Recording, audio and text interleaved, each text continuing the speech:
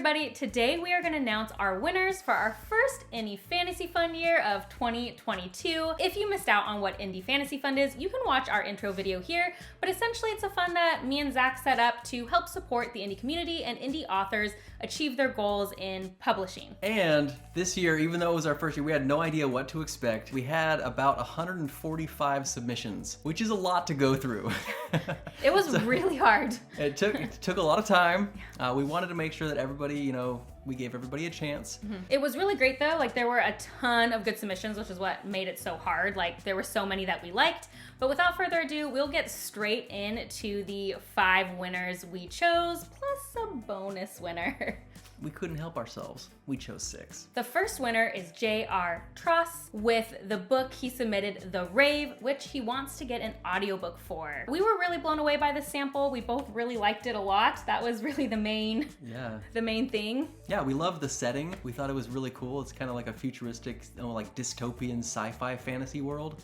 And the writing was fantastic, so I'm really excited to see what it looks like in an audiobook form. The second winner is G.M. Nair for a submission of Duckett and Dyer, Dicks for Hire. Let's be fair.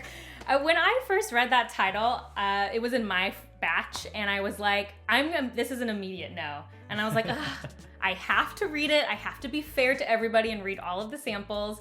And then I was like, okay, but this is actually really good. Yeah, we love the sample. We thought it was fantastic. The covers are great. It was very, very funny. It was very witty. Yep, yeah. And he wants to use the fund for more cover art for the future books in the series, as well as editing. Our third winner is Allegra Pescatore for her novel NACL, Eye of the Storm, which is co-authored with E. Sands. We really liked this sample too. I mean, obviously all of them, we really liked the sample. Yeah, the story was just really cool and unique. It's almost like a futuristic sci-fi fantasy world with really cool magic. They want to make an audiobook out of it, and as good as the writing was, we think it deserves an audiobook. And I was also taken in by their commitment for diverse voices. They're really into writing diverse characters and supporting diversity through who they hire as well, which I thought was a really worthy goal. We loved it. The fourth winner is Stephen Taylor for his new epic fantasy series, Candle and Claw, which we just thought was just so cool. It was such a fun read. He wants to use it for marketing, which I think is fantastic for a first book in his first series, as well as a map. Every epic fantasy needs a good map, and frankly, they're expensive. So we're glad that we can help in that endeavor. This one had just a really interesting hook about witches, which I don't think I'd ever say. So that was what took us both in, I think, was just like his interesting take on witches. The fifth winner is Mark Timmony with his high fantasy series, Eye of Eternity, which he wants to use to make cover art and design for his upcoming books.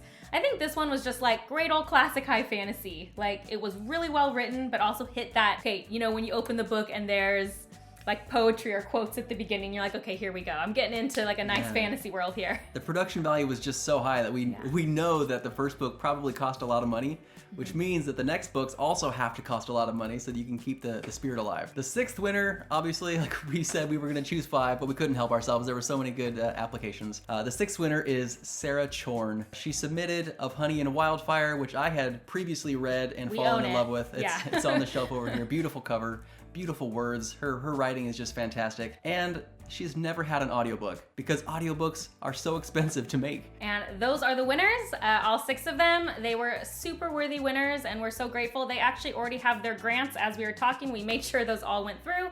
So we wish them the best of luck and hopes it helps them a little bit in their self-published journey. We will for sure be doing this next year.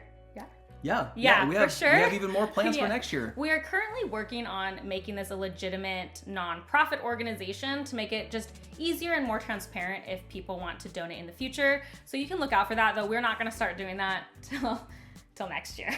So not yet, but we did have so many people offer their services or money to help expand the grant, which we would really love to be able to give out more next year. So yeah, I think it's gonna be an annual thing. So that concludes IFF for 2022. We hope to see you all in 2023 with maybe even more applications, even though that would make it harder. Bye. Bye.